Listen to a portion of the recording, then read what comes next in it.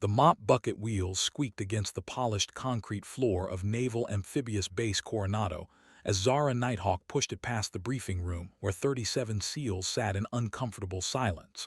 Through the reinforced glass, she could see their commanding officer, Captain Morrison, pointing at satellite imagery that showed nothing but empty desert. The mission had already claimed 2 reconnaissance teams. Radio silence for 72 hours. The kind of silence that meant body bags or worse. Nobody paid attention to the woman in the maintenance uniform. Why would they? She'd been mopping these floors for 8 months, invisible as furniture, just another face in the endless rotation of base personnel. Her movements were methodical, practiced, the kind of efficiency that came from muscle memory honed over countless repetitions. But her eyes never stopped moving, cataloging every detail that filtered through the briefing room speakers. Hostile air superiority confirmed over Grid 77 Alpha. Morrison's voice carried through the ventilation system. No friendly air assets available for support. Zara's grip tightened on the mop handle. Grid 77 Alpha. She knew those coordinates better than her own heartbeat. The terrain carved into memory from a different lifetime, when she'd flown close air support missions over the same valleys that were now swallowing American operators whole. The briefing room door opened, and Lieutenant Commander Hayes emerged, his face carrying the particular shade of gray that came from sending good people into impossible situations. He barely glanced at Zara as he passed, muttering into his phone about acceptable losses and mission parameters. That's when she heard it, the sound that changed everything. From inside the briefing room, someone was discussing flight patterns using terminology that was completely wrong, dangerously wrong. The kind of mistakes that got pilots killed and left ground teams stranded in hostile territory with no extraction plan. Terms like approach vectors and defensive corridors, thrown around by people who'd never felt the stomach-dropping sensation of a surface-to-air missile lock. Zara abandoned her mop bucket in the hallway and walked directly to the briefing room door. She knocked once, then entered without waiting for permission. 37 pairs of eyes turned toward her, expressions ranging from confusion to irritation. Captain Morrison stopped mid-sentence, his laser pointer still aimed at the map where red X's marked the last known positions of missing operators. "Ma'am, this is a classified briefing," Morrison said, his voice carrying the patient tone reserved for people who'd obviously made a mistake. Zara's response would echo through the base for years to come, spoken in the calm, measured cadence that every combat pilot knew by heart. "Sir, with respect, your flight corridor analysis is about to get those men killed, and I'm the only person in this room who's actually flown combat missions in that airspace." The silence that followed wasn't the comfortable quiet of a well-run briefing. It was the crystalline moment before everything changed, heavy with the weight of assumptions crashing down like aircraft in a crosswind, when 37 elite operators realized they'd been ignoring the one person who might be able to bring their brothers home. Outside the window, 2 FA-18 Super Hornets screamed past in formation, their engines painting contrails across a sky that suddenly seemed less empty than it had moments before. In that sound, Zara heard echoes of a life she'd tried to leave behind, calling her back to a war that had never really ended. The mop bucket sat forgotten in the hallway, wheels still spinning slowly from momentum, while inside the briefing room, everything about Operation Nightfall was about to change. Captain Morrison lowered his laser pointer, and for the first time in 8 months, someone at Naval Amphibious Base Coronado was truly seeing Zara Nighthawk for who she really was. Morrison's initial reaction was textbook military bureaucracy at its finest. His eyes performed a quick inventory: maintenance uniform, contractor badge, someone who clearly didn't belong in a room where words like classified and need to know carried the weight of law. The captain's expression shifted through several phases of disbelief before settling on barely controlled irritation. "Ma'am, I'm going to have to ask you to leave immediately. This briefing contains sensitive operational details that Grid 77 Alpha sits at the intersection of three wadis that create a natural wind tunnel, Zara interrupted, her voice carrying the crisp authority of someone accustomed to being heard over jet engines. Your escape and evasion routes assume standard desert thermals, but that terrain generates downdrafts that'll slam a helicopter into the deck at 200 feet per minute. I've seen Chinooks turned into scrap metal because someone thought they understood the physics of that airspace. The room fell silent except for the distant hum of air conditioning and the soft rustle of someone shifting uncomfortably in their chair. Lieutenant Commander Hayes leaned forward, his earlier phone conversation forgotten. Several of the SEALs exchanged glances that carried conversations entire relationships were built on. Morrison's laser pointer wavered slightly. And you know this how, exactly?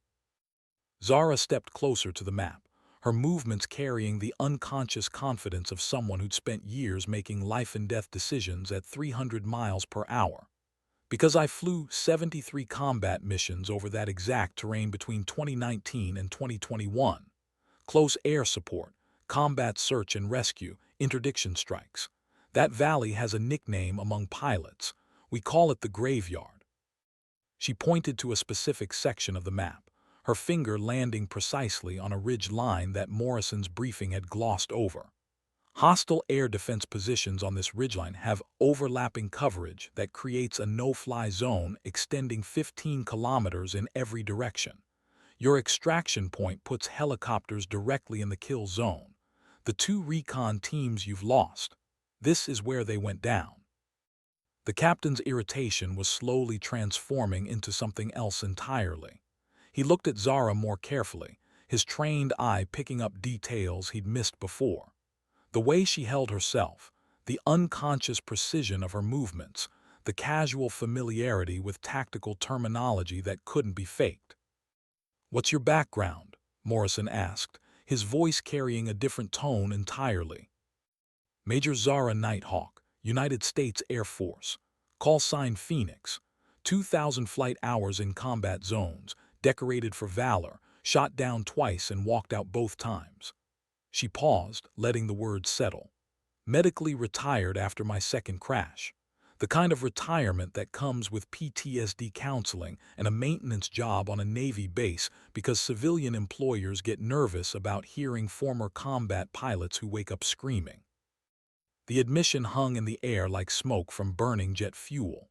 Morrison's expression softened almost imperceptibly, the particular look that passed between combat veterans who recognized their own kind. The SEALs were listening now with the focused attention they usually reserved for mission briefings, where their lives depended on every detail. "You're telling me," Morrison said slowly, "that you've been working janitorial services on my base for 8 months, and you have direct combat experience in the exact operational area where I'm about to send my people." Zara nodded. "Yes, sir. And if you send those helicopters in using your current flight plan, you're going to lose aircraft and crews. The terrain doesn't care about your mission timeline or your operational requirements. Physics is physics, whether you're flying an F-16 or a Black Hawk." Outside, another pair of jets roared overhead, their sound mixing with the steady rhythm of waves against the base's seawall. The briefing room's fluorescent lights hummed steadily, casting sharp shadows that made everyone look older, more tired. On the map, the red X's marking missing operators seemed to pulse with their own silent urgency. Morrison looked around the room, his gaze stopping on each of his senior leaders. Conversations were happening without words, the kind of rapid tactical assessment that separated elite units from everyone else. When he turned back to Zara, his expression had changed completely. The captain straightened his shoulders and made a decision that would ripple through the operational chain of command like shockwaves from a sonic boom. He stepped back from the map and gestured toward the front of the room. "Major Nighthawk," Morrison said, his voice carrying the formal weight of official recognition, "I'm temporarily reinstating your advisory status for Operation Nightfall. Take the briefing. Tell us what we're doing wrong. Zara felt something shift inside her chest, like tumblers falling into place in a lock she'd thought was permanently damaged. The briefing room suddenly felt different, charged with the electric potential of a mission that might actually have a chance of succeeding. She walked to the front of the room, her boots clicking against the polished floor with the measured cadence of someone who'd done this dance before. "First thing," she said, picking up Morrison's laser pointer, "everything you think you know about flying in that terrain is going to try to kill you." She aimed the red dot at the map, her hand steady despite the adrenaline she could feel building in her bloodstream. The prevailing winds in this region create something we call a standing wave pattern. Imagine the air hitting these mountains like water hitting rocks in a stream. The turbulence extends for miles downwind, invisible until you're in it. The laser moved across the map, tracing flight paths with the precision of someone who'd navigated them under fire. Your current extraction routes assume helicopters can maintain altitude while moving through these valleys. They can't. The downdrafts will force them into terrain following flight, which puts them in range of every small arms position for 30 kilometers. Lieutenant Commander Hayes leaned forward, his notebook already filling with corrections to operational assumptions that had seemed solid an hour earlier. "What do you recommend for approach vectors?" "There aren't any," Zara said flatly. "Not conventional ones. That's why it's called the graveyard, but there's another way." She moved the laser to a section of the map that Morrison's briefing had dismissed as impassable terrain. "Nap of the Earth flight through this canyon system. It's dangerous as hell, requires pilots with exceptional skills, and it's the only way to get helicopters in and out without being torn apart by surface-to-air missiles." "How dangerous?" Morrison asked. Zara's smile held no warmth whatsoever. "The kind of dangerous where one mistake turns a $60 million aircraft into a smoking crater. But it works. I've done it. Multiple times, including the mission where I earned my second Distinguished Flying Cross and my medical discharge on the same day." The room was completely silent now, filled with the weight of tactical reality reasserting itself over optimistic planning. On the map, the red X's seemed less like abstract markers and more like the graves they actually represented.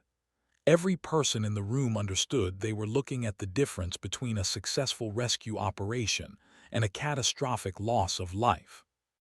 Morrison studied the map for several long moments, his finger tracing the canyon route Zara had indicated.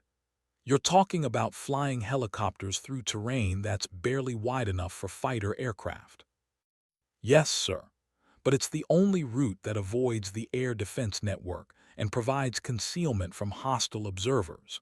The alternative is sending helicopters into a kill zone where they'll be shot down before they can establish contact with our missing personnel." The captain looked around the room again, reading faces and making calculations that had nothing to do with mathematics and everything to do with keeping good people alive. "Major, I need to ask you something, and I need a completely honest answer." Zara nodded. "Are you physically and mentally capable of getting back in a cockpit and guiding our extraction helicopters through that canyon system? Because what you're describing sounds like it requires someone with current tactical knowledge and the reflexes to fly it in real time." The question hit Zara like turbulence at 30,000 feet, unexpected and powerful enough to shift everything inside her chest. She thought about the nightmares that still woke her up screaming, about the tremor in her hands that appeared whenever jets flew too low overhead, about the medical discharge papers that had ended a career she'd loved more than breathing. Then she thought about the operators marked by those red X's on the map, and the helicopter crews who would die if they flew into that valley using Morrison's original flight plan. "Sir," she said, her voice steady as bedrock, "I can get them through." Morrison nodded slowly, his expression carrying the particular gravity that came with decisions that would either save lives or destroy careers. "Then that's what we're going to do. Hayes, get on the radio with Fifth Fleet. Tell them we're modifying our operational parameters based on new intelligence, and get me the best helicopter pilots we have available." "Sir," Lieutenant Commander Hayes said, already reaching for the secure phone, "how do we explain the source of this new intelligence?" Morrison looked at Zara, then back at his operations officer. "We tell them the truth. We had a combat veteran with direct experience in the operational area review our plans, and she identified critical flaws in our approach."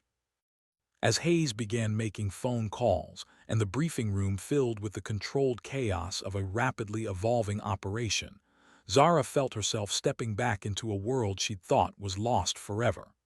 The familiar rhythm of tactical planning, the sharp focus that came with lives hanging in the balance, the electric anticipation of a mission that would test every skill she'd ever learned. Outside the window, the afternoon sun was beginning to cast longer shadows across the flight line. Soon, if everything went according to the new plan, helicopters would be spinning up for a mission that defied every conventional wisdom about flying in hostile territory. And for the first time in 8 months, Major Zara Nighthawk would be exactly where she belonged. The secure conference room 3 floors below the main briefing area buzzed with the kind of focused energy that preceded high-stakes operations. Zara sat at a table surrounded by maps, satellite imagery, and weather reports, her contractor badge replaced by a temporary identification card that restored her access to classified information. The transformation was remarkable to witness. The quiet maintenance worker had disappeared entirely, replaced by a combat veteran whose tactical mind operated at the speed of necessity. Colonel Sarah Brennan, 5th Fleet's Air Operations Commander, had arrived within 2 hours of Morrison's call. Her expression suggested she wasn't entirely convinced that consulting a medically retired pilot was the best possible decision, but she listened with the attention of someone who'd learned to value expertise over credentials. "Walk me through this again," Brennan said, her finger tracing the canyon route on the map. "You're proposing to fly 2 Black Hawks and a Chinook through terrain that's barely 50 meters wide in some places, at night, using only passive night vision systems." Zara nodded, her own finger following the route with the precision of someone who'd memorized every rock outcropping and elevation change. "The canyon system provides natural concealment from radar and visual observation. More importantly, it's below the engagement envelope of the surface-to-air missile systems on the ridgelines. We'll be flying in the radar shadow. And if the helicopters encounter mechanical problems or weather issues in that canyon, then they crash and everyone dies," Zara said matter-of-factly. "But if they fly the original route, they'll be shot down before they reach the objective area. Physics doesn't negotiate, Colonel. We work with reality or reality works against us." Captain Morrison leaned over the table, his expression carrying the weight of command decisions that came with no good options. "What about pilot proficiency? The canyon flying you're describing isn't standard training for helicopter crews." Zara looked up from the maps, her eyes holding the particular intensity that came from translating theoretical knowledge into practical survival. "That's why I need to be in one of the aircraft. Someone who's actually flown that route under combat conditions, who knows where the thermals hit and where the canyon walls create wind shear that can flip a helicopter inverted." The room fell silent except for the distant hum of ventilation systems and the occasional rumble of aircraft operations on the flight line above. Colonel Brennan studied Zara with the evaluative gaze of someone accustomed to making rapid assessments of personnel capabilities under pressure. "Major Nighthawk," Brennan said slowly, "your medical records indicate you were retired due to traumatic brain injury sustained during your second shoot-down. The flight surgeon's report specifically recommends against returning to flight status due to potential cognitive and motor function impairments." Zara had been expecting this question since the moment she'd walked into Morrison's briefing room. The medical discharge papers represented the end of everything she'd trained for, everything she'd built her identity around. But they also represented limitations that might not apply to the current situation. Colonel, my injury was sustained during a controlled crash landing after my aircraft was struck by a surface-to-air missile. The brain trauma resulted from impact forces during ejection and subsequent ground contact. My cognitive function and tactical decision-making capabilities were never compromised. The medical retirement was precautionary, based on the risk of future complications rather than current impairment. She paused, letting the technical explanation settle before continuing with the kind of quiet conviction that carried more weight than any official document. More importantly, ma'am, the missing operators in that valley don't care about my medical status.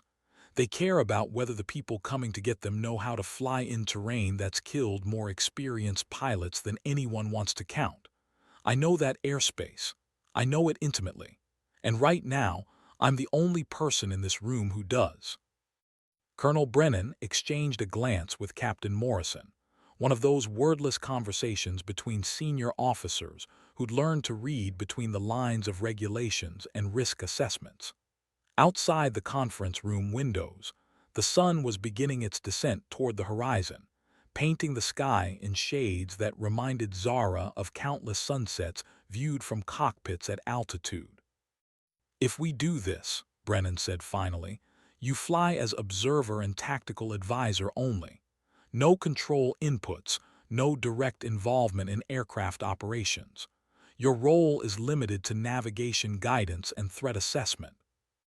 Zara nodded, though they both knew that in the chaos of a combat rescue mission, the distinction between observer and participant often disappeared entirely. "Understood, ma'am." Morrison pulled out a secure satellite phone and began dialing the number that would set the operation in motion. "I'm authorizing immediate preparation for modified extraction protocols. We launch at sunset, which gives us approximately 3 hours to brief flight crews and conduct final mission planning."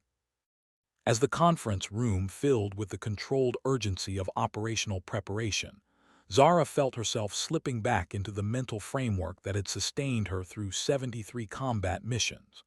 The familiar process of converting tactical knowledge into executable plans, the precise calculation of risk versus necessity, the absolute focus that came with knowing that mistakes measured themselves in body bags and folded flags. The transformation wasn't just professional, it was personal. For 8 months, she'd been living in a kind of suspended animation, going through the motions of civilian employment while her real self remained trapped in medical evaluation boards and disability paperwork. Now, surrounded by maps and mission planning documents, Major Zara Nighthawk was coming back to life.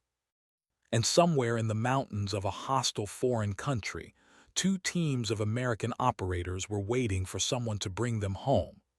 The sun was setting, the helicopters were being prepped, and the most dangerous rescue mission in recent memory was about to begin. The flight line at sunset looked like something from a military recruitment poster, all dramatic shadows and purposeful activity under floodlights that painted everything in stark relief. 2 Black Hawks and a Chinook sat with rotors turning, their engines spooling up with the distinctive whine that Zara remembered from countless missions. The sound hit her like a physical force, triggering muscle memory that had been dormant for 8 months but never truly forgotten. Chief Warrant Officer Marcus Rodriguez climbed down from the lead Black Hawk's pilot's seat, his helmet and survival gear marking him as someone who'd logged serious flight hours in unfriendly skis. His expression as he approached Zara carried the particular skepticism that experienced aviators reserved for anyone who claimed to know something they didn't. "So you're the maintenance worker who's going to teach us how to fly," Rodriguez said, his tone carefully neutral but carrying undertones that could cut glass. Zara looked at him with the patient expression she'd perfected during years of dealing with pilots whose egos outweighed their tactical knowledge. "Chief, I'm the former F-16 pilot who's going to keep you from flying into the side of a mountain because you think you understand terrain that's killed better pilots than both of us." Rodriguez's eyebrows rose slightly. F-16 pilot, Nighthawk, wait. His expression changed completely as recognition hit him like a surface-to-air missile lock. Phoenix. You're Phoenix. Holy shit, you're the pilot who flew that insane rescue mission in Syria. The one where you got shot down twice in the same day and still managed to provide close air support for the extraction. That would be me, Zara confirmed, watching the chief warrant officer's entire demeanor shift from skeptical to respectful in real time. And if we're done with introductions, I'd like to show you and your crew exactly how we're going to thread the needle through terrain that's going to try very hard to kill all of us. The mission briefing took place on the flight line, with all 3 helicopter crews gathered around a portable table covered in maps and aerial photographs. The rotor wash from spinning aircraft made conversation challenging, but it also provided the kind of operational atmosphere that focused everyone's attention on the essential details. The canyon system we're flying through has 3 critical choke points, Zara explained, her voice raised to carry over the engine noise.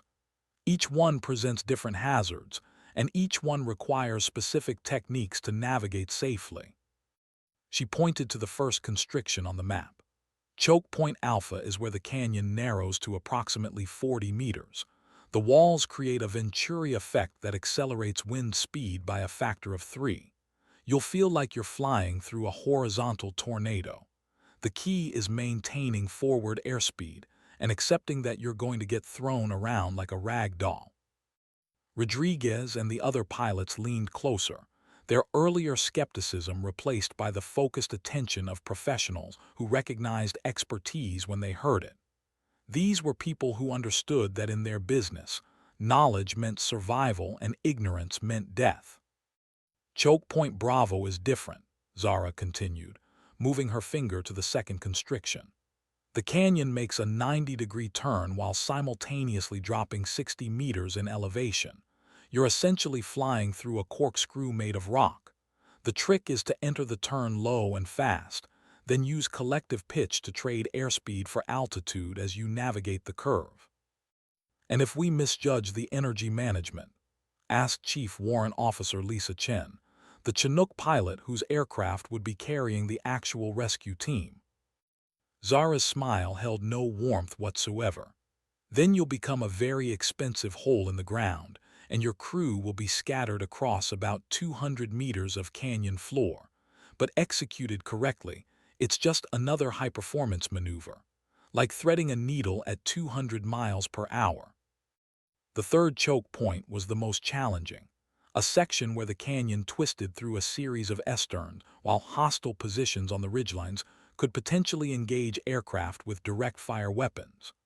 Zara had marked the locations where pilots needed to use the terrain for concealment, the specific points where aircraft would be most vulnerable, and the split-second timing windows that would determine success or failure.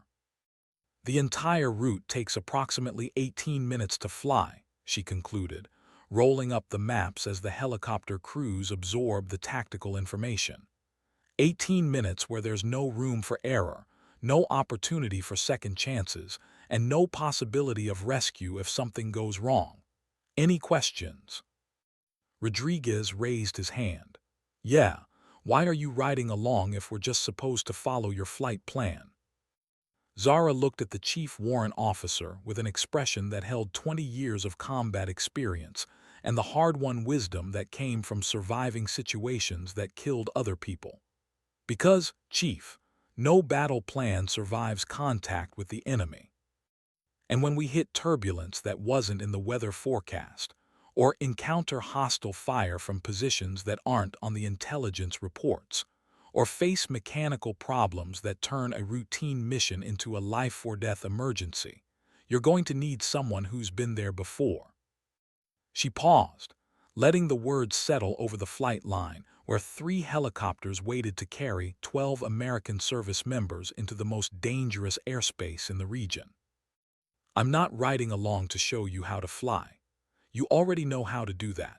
I'm riding along because when everything goes wrong, and something always goes wrong, You'll need someone who understands how to improvise solutions to problems that don't exist in any training manual. The sun had fully set now, painting the sky in shades of purple and orange that reminded every pilot present of countless evening flights in places where American forces weren't welcome. Soon they would be airborne, flying through terrain that had claimed aircraft and crews with the casual indifference of gravity and physics. But for now, there was time for final equipment checks, last-minute coordination, and the quiet personal rituals that combat veterans performed before missions where survival wasn't guaranteed. Zara walked toward the lead Black Hawk, her borrowed flight gear feeling familiar despite the months away from operational status. Behind her, the helicopter crews were running through their pre-flight procedures, with the methodical precision of people who understood that attention to detail was the difference between coming home and becoming statistics in someone else's after-action report. The lead Black Hawk's cabin smelled like hydraulic fluid, aviation fuel, and the particular metallic scent that came from weapons systems that had seen extensive use. Zara strapped herself into the crew chief's position, her helmet connected to the aircraft's communication system, her hands automatically finding the familiar switches and controls that had once been as natural as breathing. "Phoenix, this is Razor One, radio check," Rodriguez's voice crackled through the intercom, using her old call sign with the casual familiarity of pilots who operated beyond the reach of conventional military protocol. "Razor One, Phoenix, loud and clear," Zara responded, surprised at how naturally the radio procedures came back to her. 8 months of civilian employment hadn't erased 20 years of training that had been burned into her neural pathways by repetition and necessity. The flight line was a symphony of purposeful activity as ground crews performed final inspections and loading procedures. The rescue team, 12 SEALs loaded with enough equipment to establish communications, provide medical assistance, and fight their way out if diplomatic solutions proved inadequate, was boarding the Chinook with the quiet professionalism of people who specialized in impossible missions. "All aircraft, this is Tower," came the voice of the air traffic controller. "You are cleared for immediate departure. Weather conditions are acceptable for the first 60 kilometers of your route.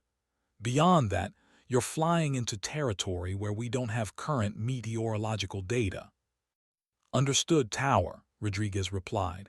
"Razor flight is departing as scheduled." The 3 helicopters lifted off simultaneously, their formation maintaining precise spacing as they climbed into the darkening sky.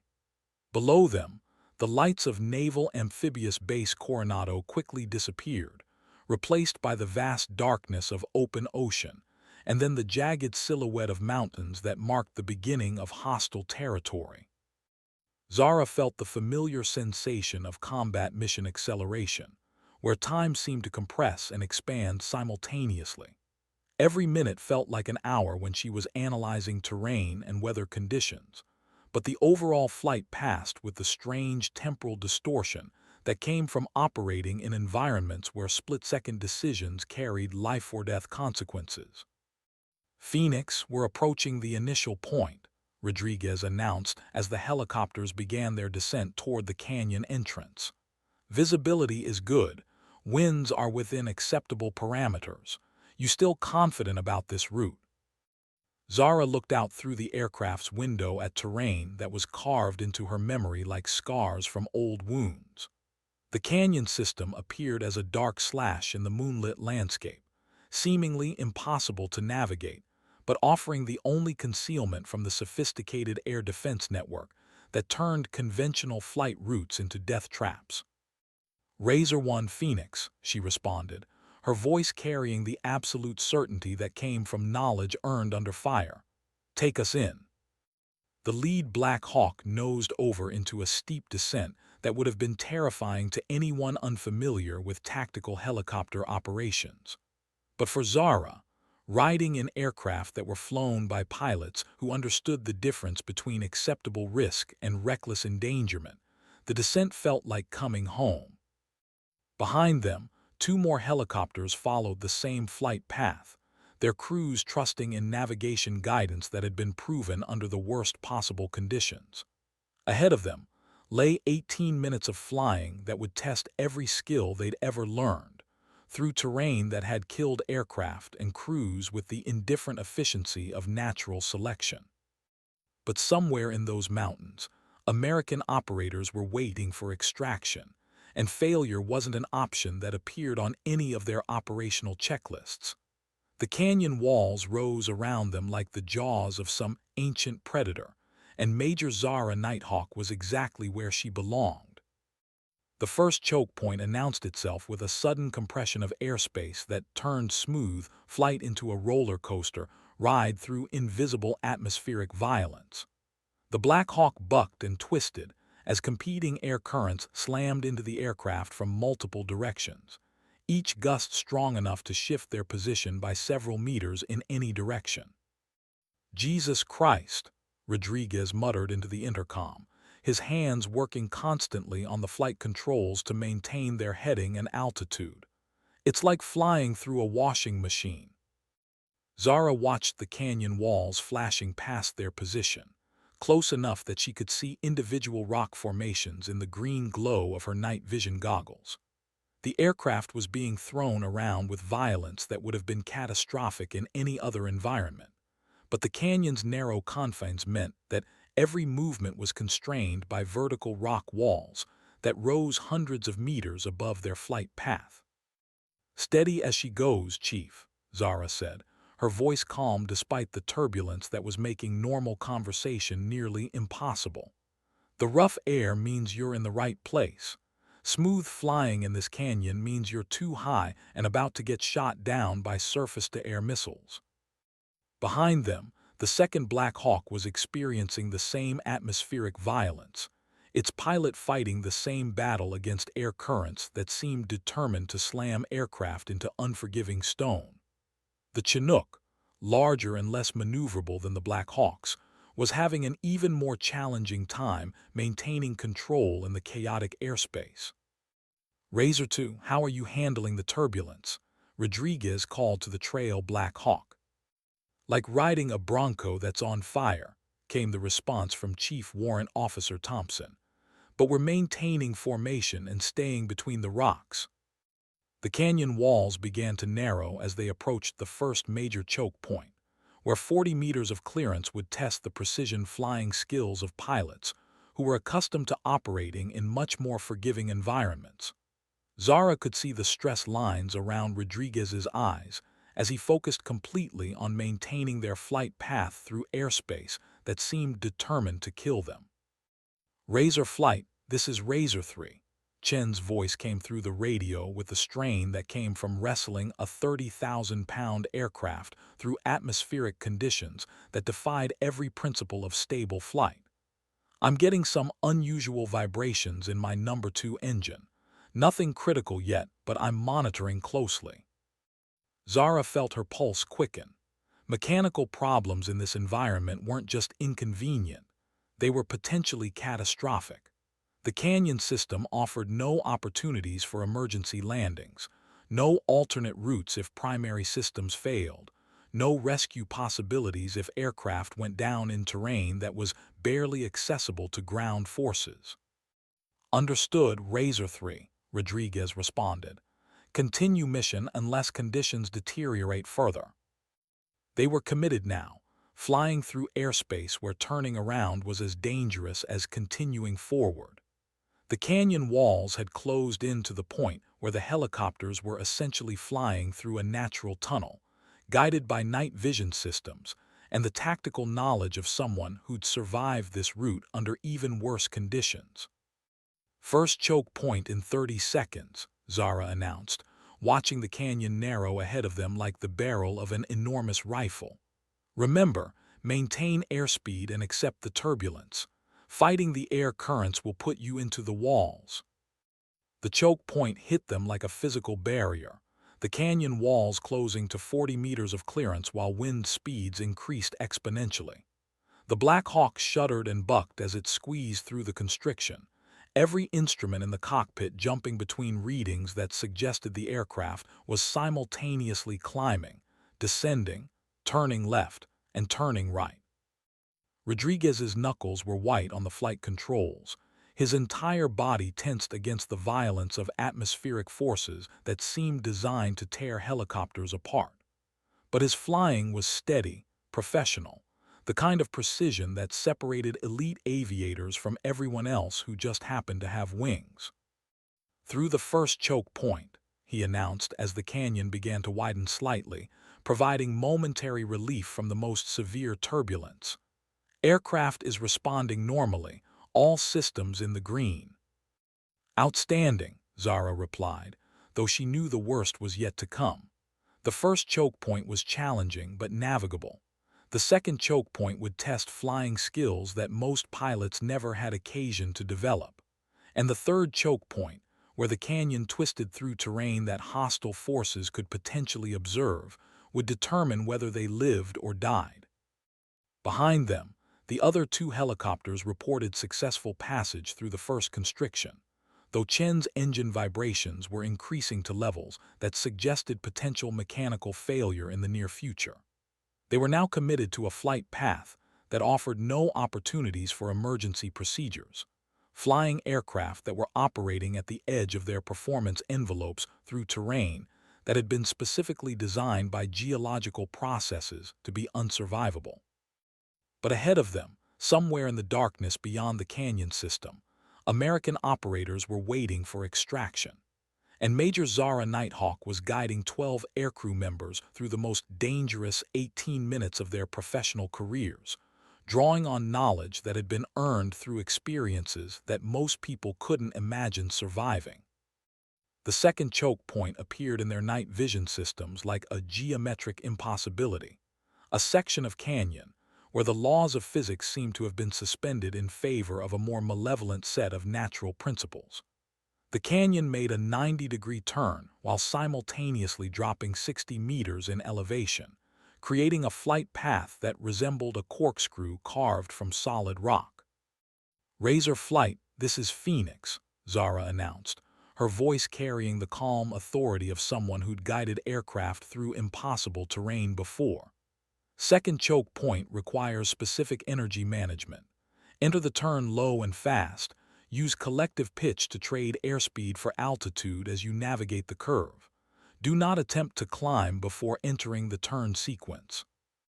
Rodriguez acknowledged the guidance while beginning his approach to what looked like a dead-end canyon wall. The night vision systems showed the turn as a dark slash in the rock formation, barely wide enough for aircraft passage and requiring precision that left no margin for error. "I can't see the exit," Rodriguez muttered, his voice tight with concentration as he committed the aircraft to a flight path that would either thread them through the constriction or slam them into several hundred tons of granite. "Trust the heading," Zara replied. "The exit becomes visible at the apex of the turn. Maintain 40 knots airspeed until you see daylight, then pull collective and transition to climbing flight." The Black Hawk entered the corkscrew turn,